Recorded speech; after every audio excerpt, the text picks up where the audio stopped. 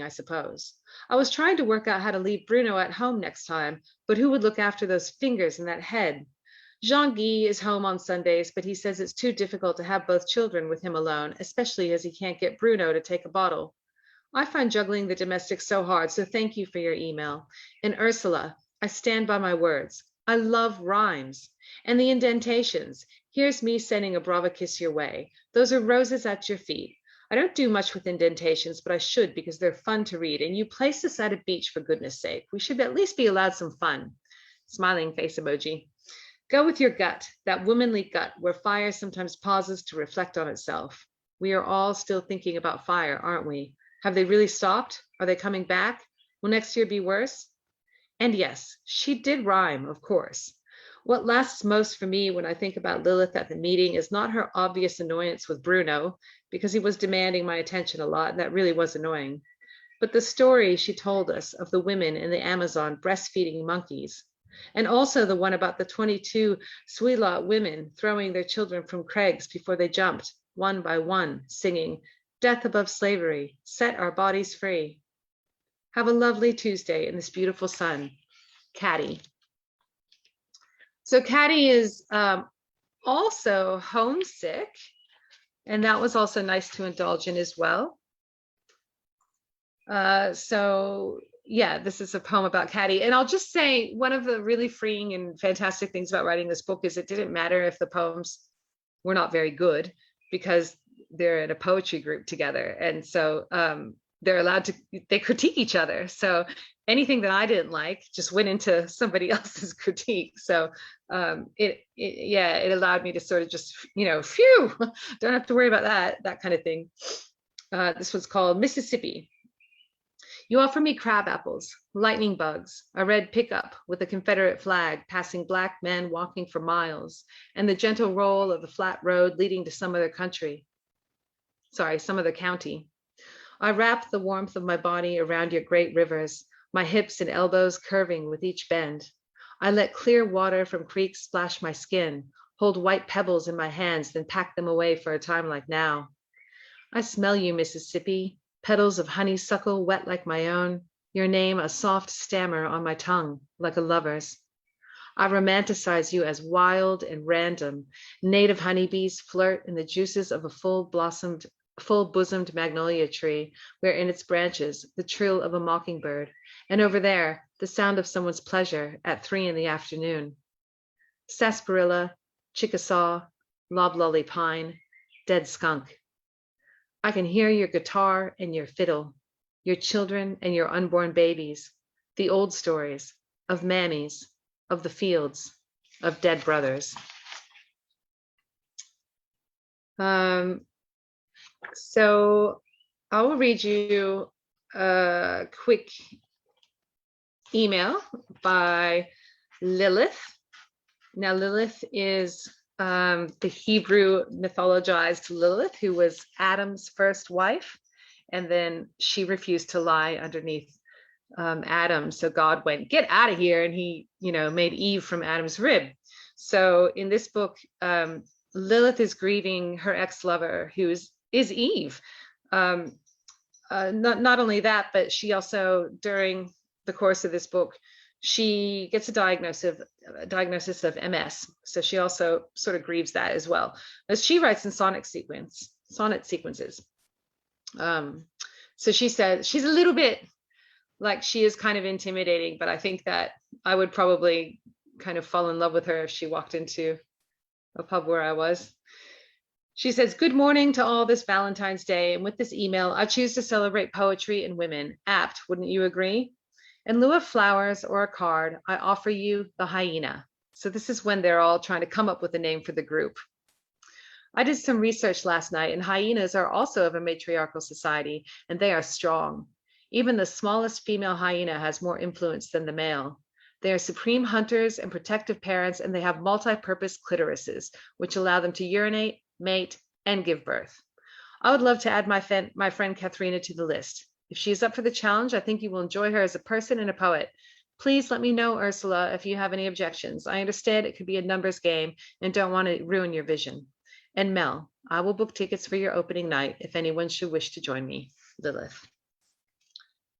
So because she writes sonic sequences, they're all quite long, so I won't read one, but she throws in a few random ones as well. And this is one that's kind of random, not a sonnet sequence, but it's my favorite one, so I'll read it. It's called Reaching. Somebody died 3 houses down. It was the girl, and this is what I want to say. She was 16 and could not breathe. Air failed to travel its path and floated just beyond her reach. She could not speak, and worst of all, no one heard her reaching. Silence is never silence. Darkness and cloud cover cushion volume, but they are not impassable. I sat outside. No wind carried the pain from the home 3 houses down.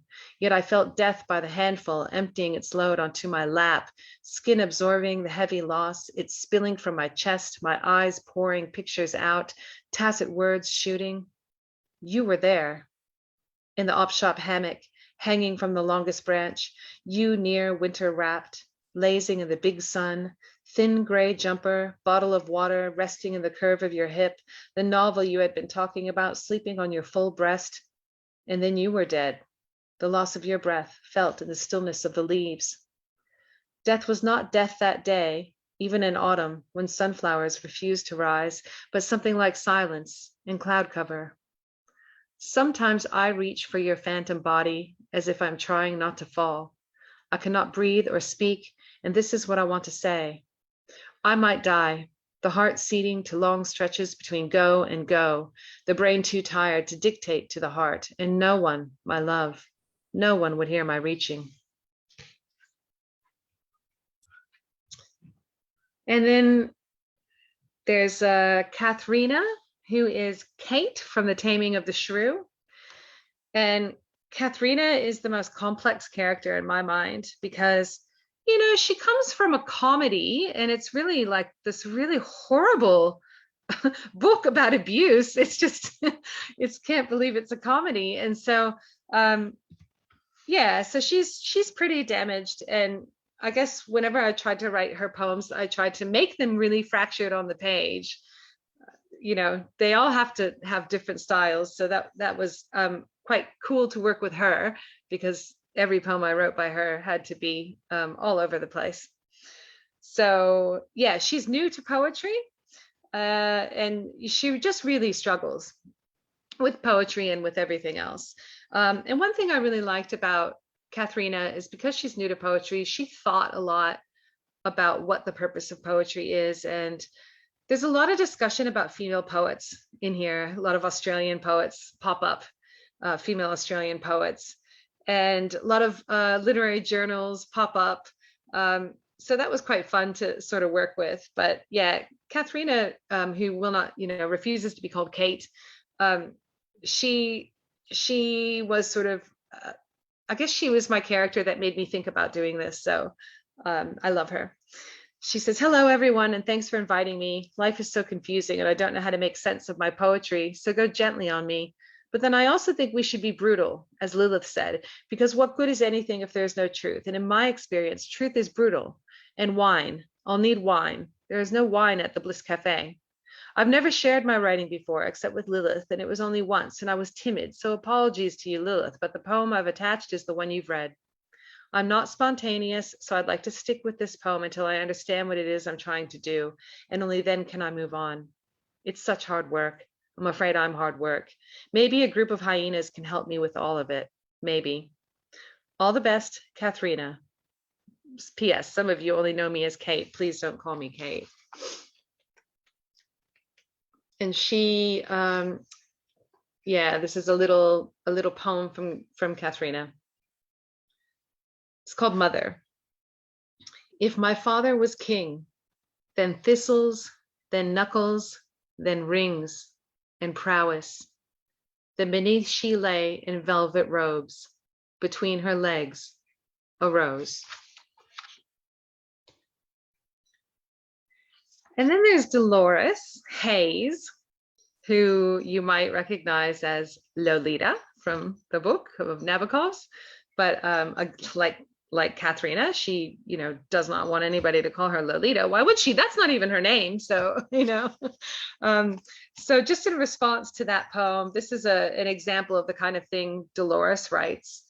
And one thing I like, I wanted to read this section from her because it mentions a reading in Adelaide. And that was another cool thing that I got to do, was to just work with venues that, we all support and love and support us. And also just readings from the past, that no longer exist or do exist. So it was like this big call out to Adelaide's various people and places. But I do think of this book as a little bit of a love poem to Adelaide, and that's nice because there's not many of them around.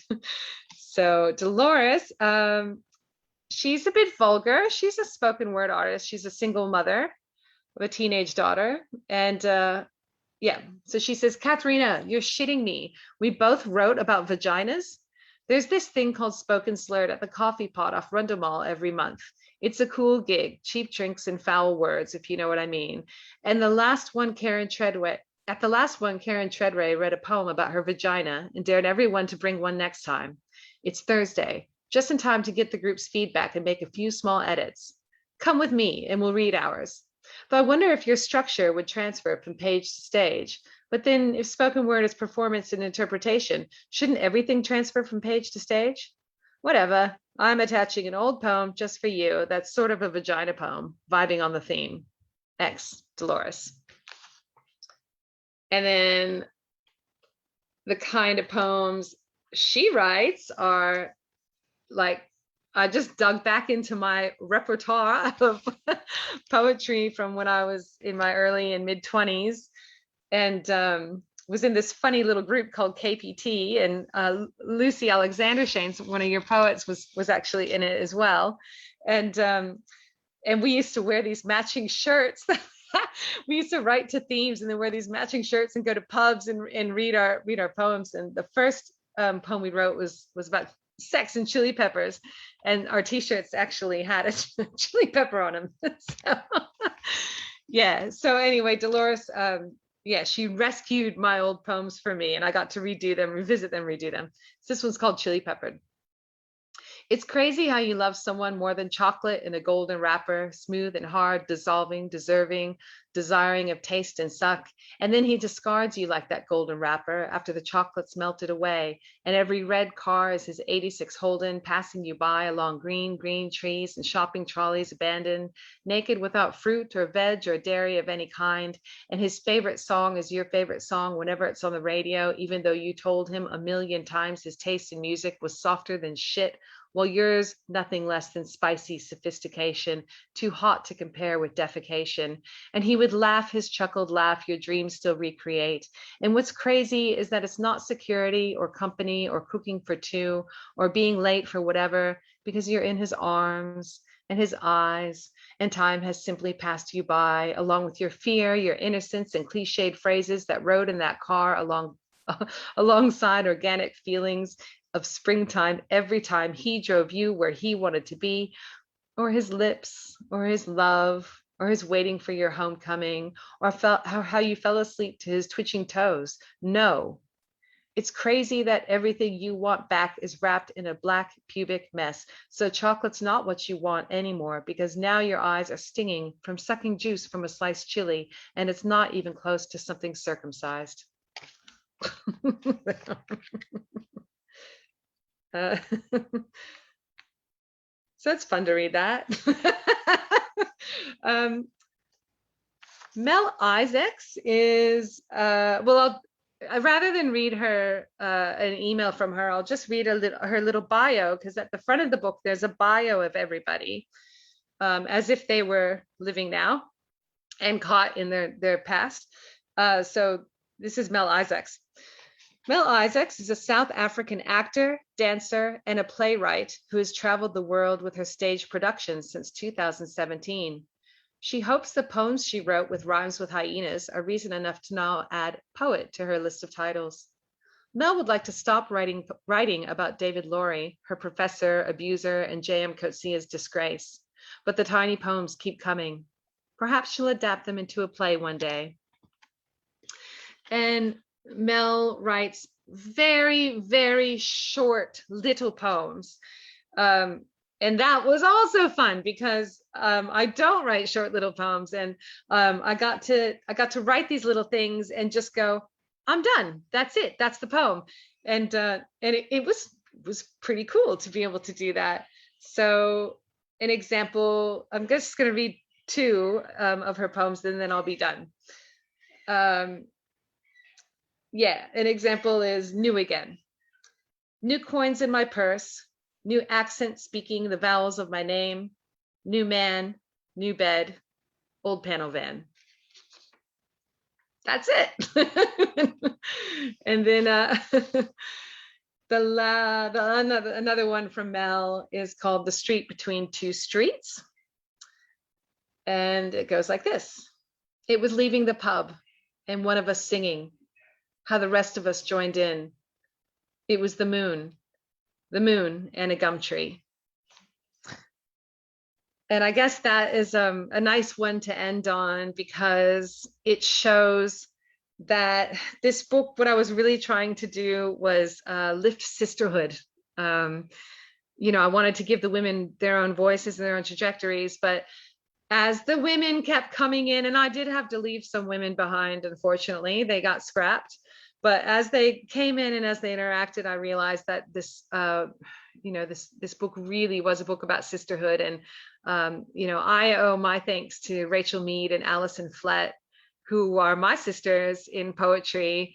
We were in a poetry group called Edit When Sober for a few years, and as I edited this book and edited this book and edited this book, they just filled me with that sort of need to lift sisterhood as much as the individual woman. So thank you all for listening.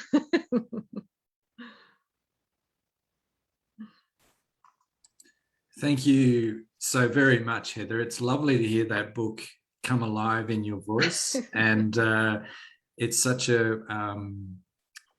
fascinating book, and it's just so well executed. And we're really grateful for you to be able to read that to us tonight. Yeah, thank you.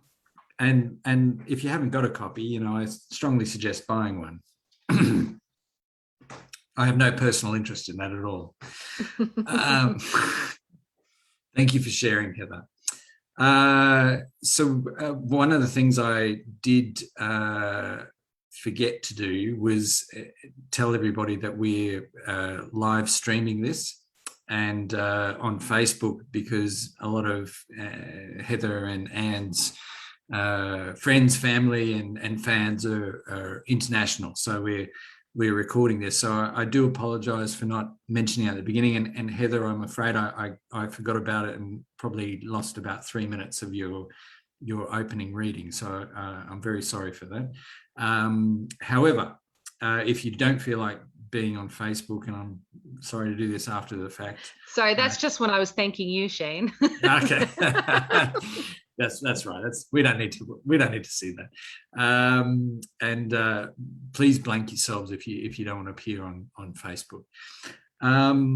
So with your permission, we'll move on to our next wonderful reader. Now, I like photography. Like poetry, I think with the advent of new technologies, it's become a very democratic art form, easy to do, but very hard to do well.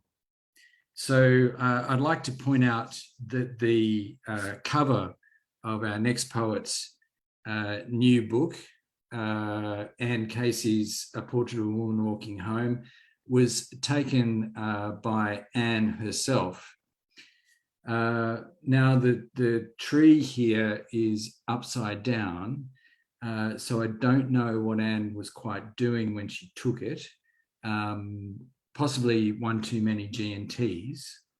However, a photo that I would like to see is one of Anne Casey doing nothing, absolutely nothing, because boy, she is active. She is very, very active. I'd like to read her biography, but it will take me at least 20 minutes. So I'll just do a little potted version, if you don't mind, Anne. Anne's from the west of Ireland, and she's been living in Sydney for quite a while now. She's an award-winning poet and author of Where the Lost Things Go, Out of Empty Cups, and stretching over, The Light We Cannot See, which is her newest newest collection coming out this year. She's been a journalist, magazine editor, blah, blah, blah, legal author. She's been the senior poetry editor for Other Terrain and Backstory. She's been published everywhere, like, you know, her poems are featured in a whole lot of places here and internationally. She's got a law degree from Dublin, and she's currently doing a PhD scholarship, doing a PhD at UTS. Now, look, that's only that's like the tip of the iceberg, I'm sure, of what Anne's doing, because she's very vigorous. When I feel like having a bit of a workout, I just log into Anne's social media page, and, you know, after about 5 minutes of reading, I feel like I've really done some exercise there. So without further ado, I'll hand you over to Anne Casey, who will read from her wonderful new book, Portrait of a Woman Walking Home. Thanks, Anne. Thank you so much, Shane. That's the funnest bio I've ever had read. So hello, everyone. Thank you so much for your wonderful support. And wow, what amazing reading so far. The open mic, and Heather, just I'm slayed. I don't know how I'm going to speak now. It's a very tough act to follow. First, can I say I'm coming to you from Camaragal land, and I'd like to acknowledge in my own native tongue, which was forbidden to my people during colonization. Tugim omos do shanori avi agus ato aun fos. Can I also, I would love to say my enormous heartfelt thanks to Shane for welcoming me into the fold of this brilliant press of his, Recent Work Press. It's truly a privilege to be published amongst so many amazing poets who I admire so much, including, of course, Heather. Now, in his great wisdom, Shane asks each of his poets to write an afterword, which is about the writing of the book. And I chose to write mine as a poem. So I thought I might start by reading you the afterword. Afterword, you ask me what this book is about, and I tell you it's complicated. I'm a woman, and this book is about being me. It's about being a woman. It could be about another woman, many women, any woman, maybe. And so it's complicated. It is complicated in the way that being any second-class citizen is complicated, and in other ways too. It's complicated in the way that being treated differently because of the random nature of your physicality is complicated. It's complicated because half the world is made up of people like me and not like me. It's complicated because mostly we pretend everything is okay most of the time. And sometimes, some of the time, when really it's not. It's complicated in the way that you spend most of your life trying to forget, and then someone shouts, "Me too," from a rooftop, and more voices join her, and then you hear your voice, and it's outraged and hopeful and relieved and horrified and fearful all over again, all at the same time. It's complicated because it's not all bad. It's also about being a mother, a daughter, a friend, a lover, a warrior, even if that word embarrasses you when you use it about yourself. A person, sorry, lost my place. a person whose body is at war with itself, with the world, with her. It's about being an aging, failed rock star, a dreamer. Just kidding about the rock star part. It's about love, lust, loss, and the delicate art of keeping it together, even in your broken moments.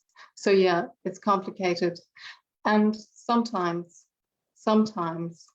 it is unimaginably beautiful. Now that I've lulled you into a false sense that everything might just turn out rosy, here's a poem I wrote about a visit to the state of womanhood. The entire poem is written as a transcript from a self-guided tour, and it includes a postscript note plus several redacted sections, which I'll highlight along the way. This poem won the Into the Void International Prize in Canada last year. Welcome to your Life Cruises self-guided tour, official transcript. Please ensure your personal headset is set to channel 1 at all times. Welcome to your self-guided tour of the state of womanhood. This destination has been pre-selected for you on a randomized basis. You have opted for the no-frills version of this tour. Please be aware this means you will incur additional charges en route. We are not responsible for unforeseen costs or for personal losses, damage, injury, or death incurred. Following a brief passage through the Strait of Infanthood, noted for its rosy sunrises and its perennial flamingo-tinted flora, we will be approaching our first drop-off point. This is non-optional. Significant additional expenditure applies.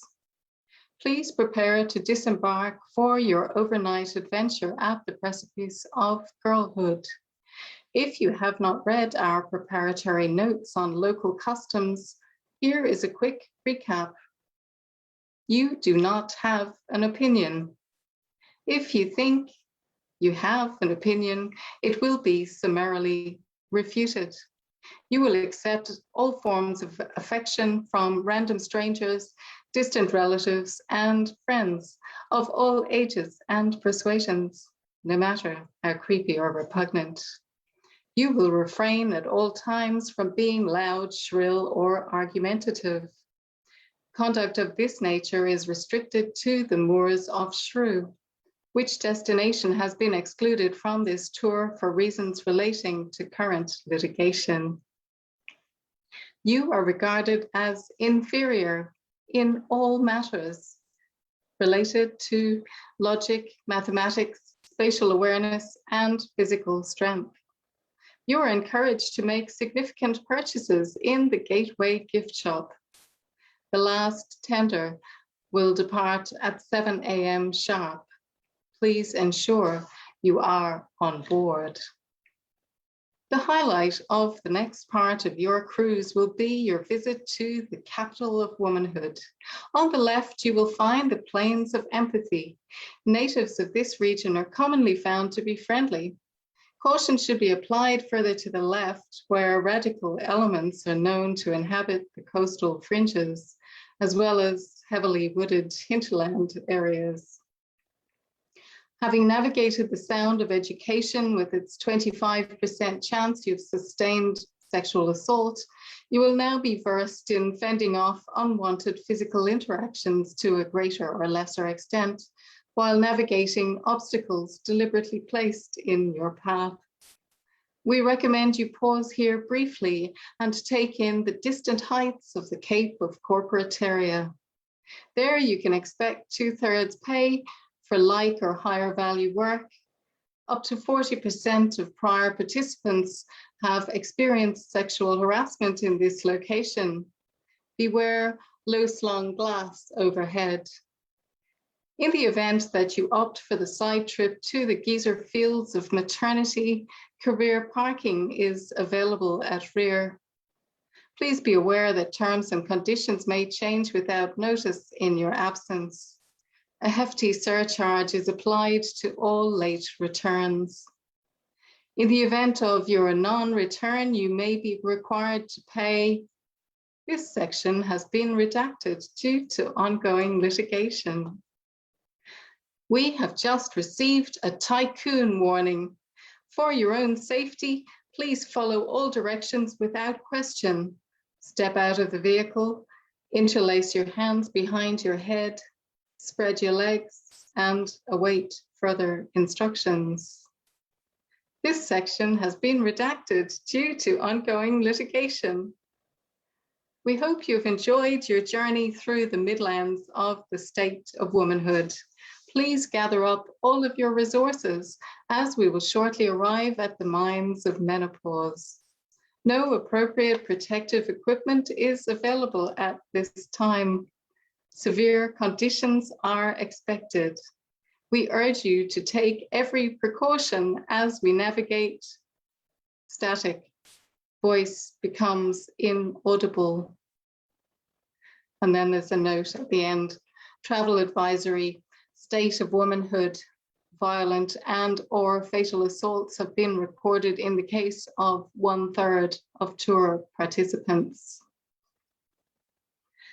That poem seems particularly timely in light of the revelations of this past year regarding gendered violence and harassment at the highest levels of office in this country, issues reflected on a global scale. I heard at a conference recently that we've lost 25 years of advancement on gender equality since COVID started. That's pretty shocking. Anyway, that seems like a good jumping off point for this next short poem. How to survive an apocalypse. Practice social media distancing. After every exposure, thoroughly wash heart for at least 20 seconds. Do not hoard statistics. They have a short shelf life and offer questionable nourishment. Wherever possible, dress inappropriately.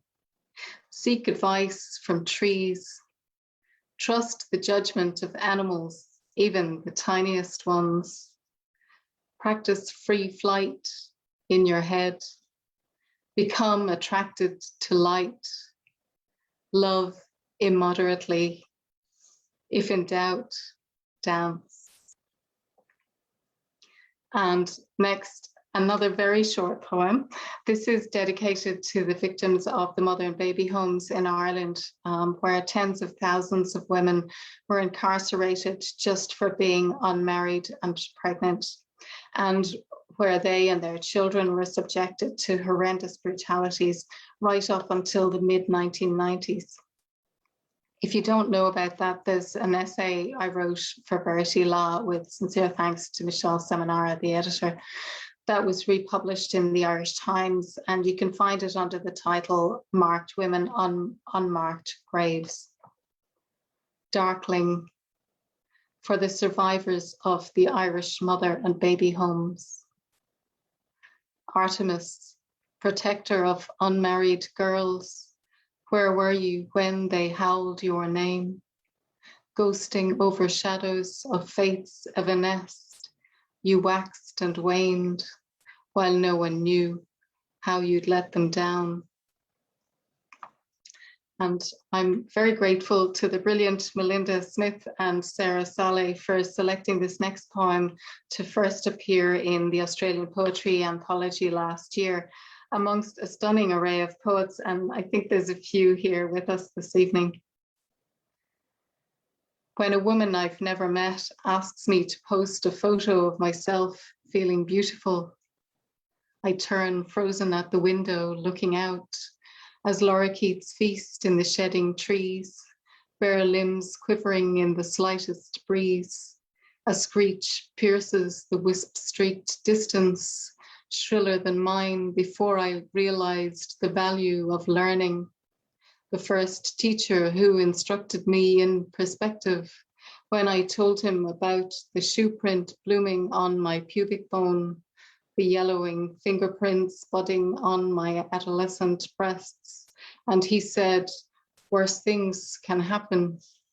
He should apply for a job online where I learned that moderation means less than average values and lowest common denominators, after repeatedly opening the window to streaming images of a man I've never met's private parts in various stages and guises of climax, which does not apparently warrant reprimands. My bad, worse things can happen. But I already knew the value of estimating distance, a lesson I had learned from another teacher in those youthful bruising years. Calculation, never my strong suit. In the comments after my newspaper articles, I learned the immeasurable lengths of free expression and its unplumbed depths in the thread at the end of an online forum, where I finally learned the answer to the question that had stalked me since 14 via a strangling string of invective, like the red mist spraying the windows of the London double-decker as two girls learned there is nothing amicable in divisory numbers. Sick words spitting like the blood from their pummeled noses and split lips, like the screed that had spilled from the fingertips that pulled the trigger on 6 peace-seeking women in a Tallahassee yoga studio. I wonder if someone stood over their bleeding bodies and informed them worse things can happen.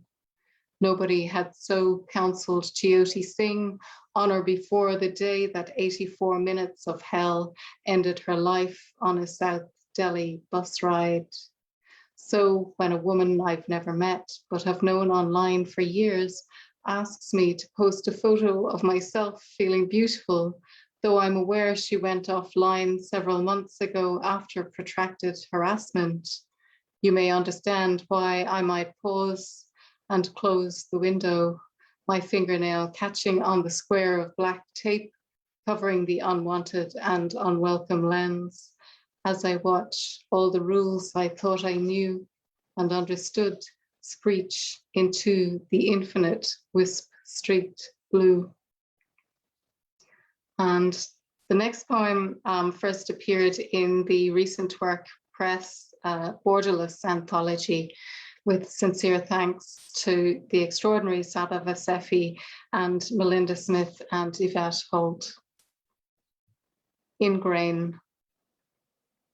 With a practiced twist, the man on TV is prizing open the fragile mouth, probing tender flesh, unable to resist. Orbs of sunlight string glistening water behind. Inside the injured tissue, he leaves a small stone. In time, it will grow a pearly cyst to smooth over the rough intrusion. In the jumble of a city flea market once, I couldn't resist a string of aged pearls, their soft peach glow alluring from velvet folds. I realize now why, no matter how I would twist them, they would find a way to choke. How a man's hand can close over a small mouth, encircle a throat, unable to resist. Injured tissue accepts the stone. I almost drowned once, refound how words won't form in the absence of air. If I could form the words now, I would tell you how you can drown on dry land.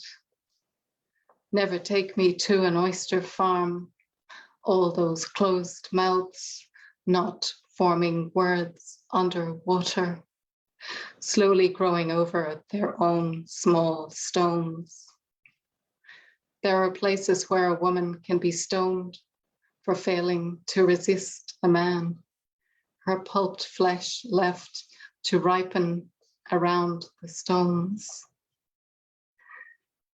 But of course, being a woman has its high points too, and I'd like to leave you with this short poem which pivots on a French phrase that I'll explain at the end in case you're not familiar with it, though I truly hope you are.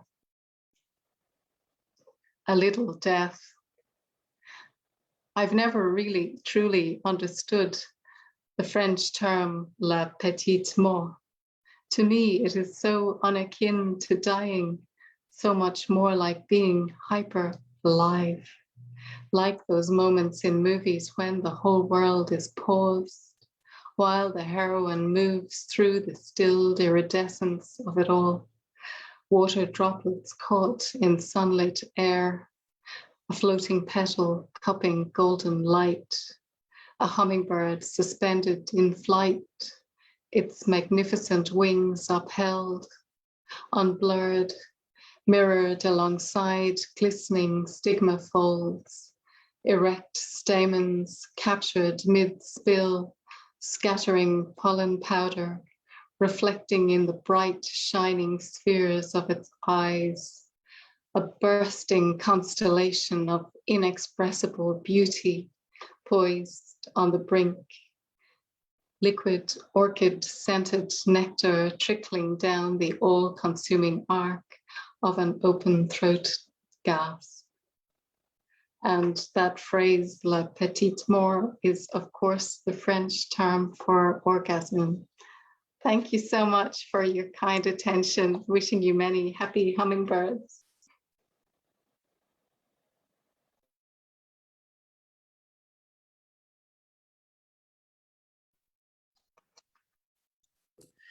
Thank you so much, Anne. That was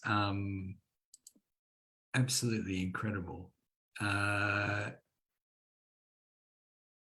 I'm just fiddling around. You know, when Anne and I were working on editing this book, I'd suggest something and she'd say, Shane, you've just got to imagine me reading it in an Irish accent.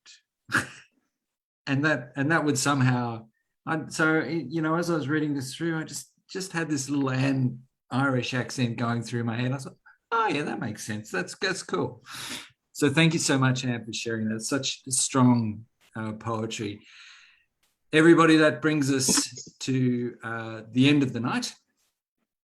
And I would like to very much thank Anne and Heather.